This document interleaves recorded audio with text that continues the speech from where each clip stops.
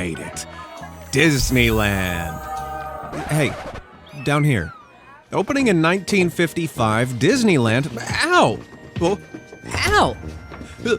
Ah! Oh, God. I've heard about this place. This is the tunnel system that runs underneath the resort. Ah! Disney's head! Creepy dolls! Underpants. These are the secrets Disneyland doesn't want you to know. Lost Boys. Behind Disneyland's smiling faces and joyous facade, dark secrets lurk. Take this tunnel I'm stuck in. Legends say that one day, Walt Disney was at Disneyland in Anaheim, California, when he spotted a cowboy strolling through Tomorrowland on his way to Frontierland. He thought such a jarring sight distracted guests and spoilt the illusion of the park. So, for his next park, he swore to do something about it. In 1971, Walt's brand new resort opened in Florida, and underneath it was dug over 390,000 square feet of utilidors, a network of tunnels where park operators were kept out of sight from the public. Here, costumed characters can secretly move around from one section of the park to another, and other, less glamorous operations, like trash disposal, can go on with guests none the wiser. Strictly out of bounds for visitors unless they have a special pass, the utilidors have been subject to some nefarious rumors, like being used for child trafficking. On November 4th, 2024, podcaster Joe Rogan reported that a child had been abducted into them. On Friday, October 13th, a family from Los Angeles visited Disneyland with their child. After about 2 hours, when they wanted to have lunch, the child went to the restroom to wash their hands. When the child didn't return after 3 minutes, the parents went to check on them. They saw a man abducting the child into an underground tunnel that seemed to vanish beneath the floor.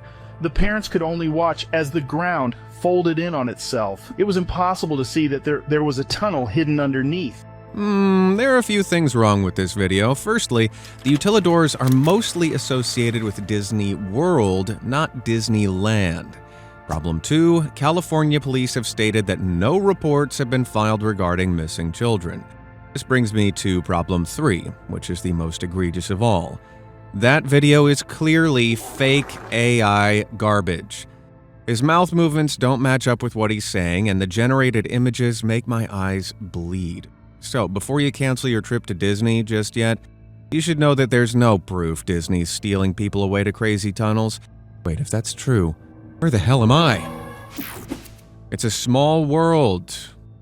Of all of the rides in Disneyland, one of the most famous is It's a Small World. First opened in 1966, the ride takes guests on boats through a water tunnel filled with over 300 smiling dolls, each dressed in attire from all over the globe. Now, if things weren't eerie enough, let me, elucidate.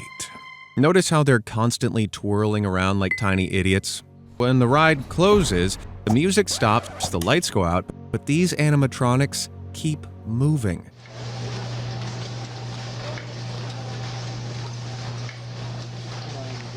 Yep, whether the ride is open or closed, the dolls move 24/7. But why? Well, Disney are suspiciously tight-lipped, and that's not the only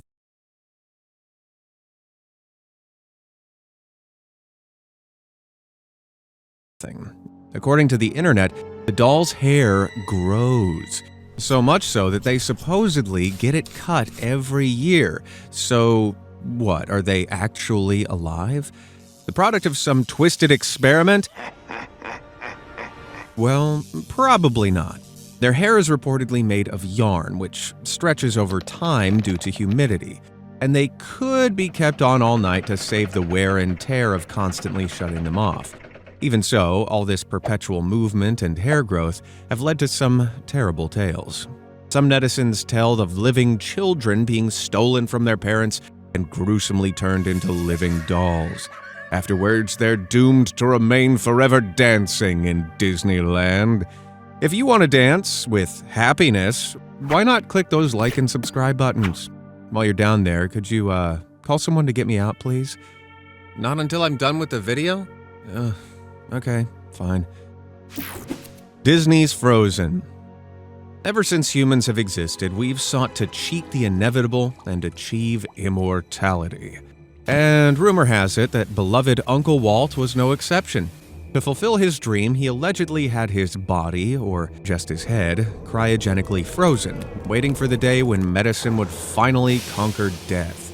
Over time, the legend has evolved, with some claiming that Walt's frozen head is stored beneath his own theme park, possibly in the Pirates of the Caribbean ride.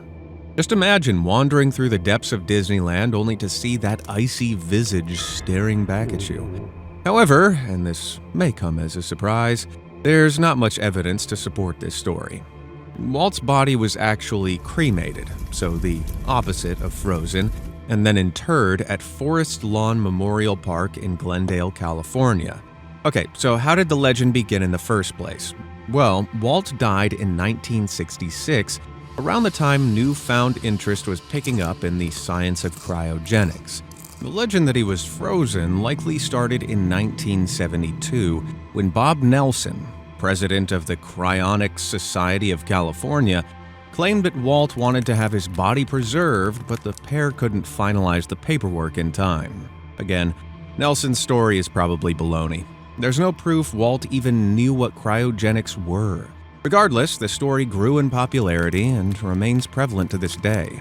And if that wasn't strange enough, there's another rumor that Disney's 2013 hit Frozen was made purely so that when people Googled Disney Frozen, they'd get results for the film, not stories about Walt's chilly head.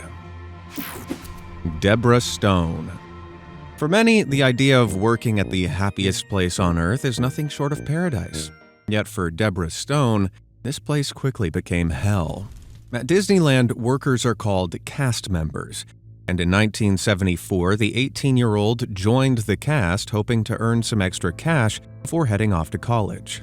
She worked as a hostess tasked with greeting guests at the newly opened America Sings attraction.